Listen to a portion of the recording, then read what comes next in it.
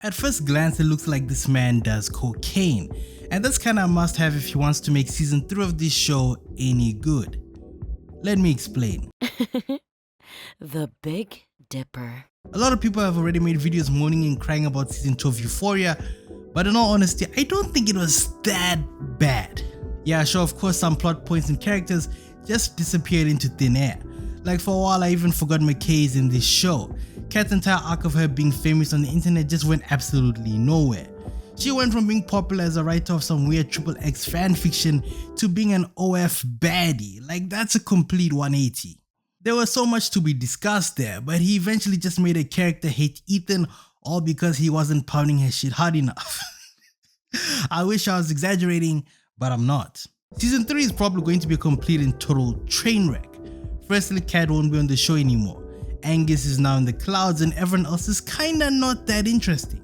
I know the whole fanbase gives Levinson flack for almost everything and anything when it comes to the writing of this show. For example, people roast him for trying to turn Cassie into a slut any chance he gets. I don't know why people are surprised anymore. This man hired Chloe Cherry for season 2, and that on its own is a big red flag. For those of you who are unaware of her previous roles, let's just say they involve a whole bunch of sucking and swallowing. That means Sam was one night being a degenerate and stumbled upon one of her scenes while beating his meat and thought to himself, you know, she'd be perfect for my series on HBO. Euphoria is one of those shows that's the complete opposite of a show like The Middle or Modern Family. At first I used to think that this show is falling into the extended seasons trap. By that I mean, the longer a series continues, the worse it gets. Exhibit A, The Simpsons. Who even watches that shit anymore? At the time of me recording this, Sam just gave his cast the green light to go and work on other projects. Why, you might ask? Well, it turns out Levinson is pulling a Kanye because the scripts aren't finished. But he recently just said production will resume shortly. But at the same time, I feel like people are just hate watching this series at this point. Like, I mean, we all saw what happened with The Idol. Even The Weeknd was like people had decided they hated this series before it even aired. As in, from the moment the trailer was released and everyone heard their favorite Ethiopian was going to be a part of it, from that very moment it was pretty much doomed to fail regardless of whatever Sam attempted to do. Was the hate warranted? Maybe just a little. It did follow the typical character tropes Sam has become infamous for, like the overtly aggressive male figure who's not too sure whether or not he likes kissing boys or girls, and the blonde damsel in distress. You know, the usual. So now with that cancelled series being the latest of Sam's ventures, people are kinda waiting to see if he'll rise or fall to the occasion. And since people are people, they're betting on the latter. Euphoria was never bad to begin with. How can a series be bad by its own creator? That's some discourse that I always find jarring. Like, yeah, you could complain about the trajectory of a character's development in the show or lack of, but Sam wrote that character to begin with. You'll find entire adults complaining about the state of Cassie's character. As I was making this video, I watched some video essays on Euphoria characters, mainly on Nate and Cassie.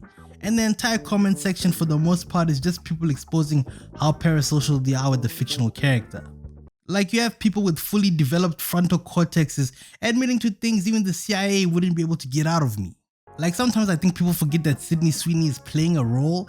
More specifically, sometimes I think people forget that this entire show is fictional. But of course, since this is a HBO series, there are going to be those fans that find themselves so immersed in the universe. We all know how far Game of Thrones fans took it. Every time I'd go on the internet, you couldn't escape the phrase, "Winter is coming." Like, seriously, do people not have hobbies? This reminds me of a time when my sister told me some dude was sobbing tears at her apartment complex, all because he relates a little bit too much to Nate Jacobs. Like, okay pal, we get it. You have daddy issues, but at the same time, you have to come to terms with the fact that these aren't real people.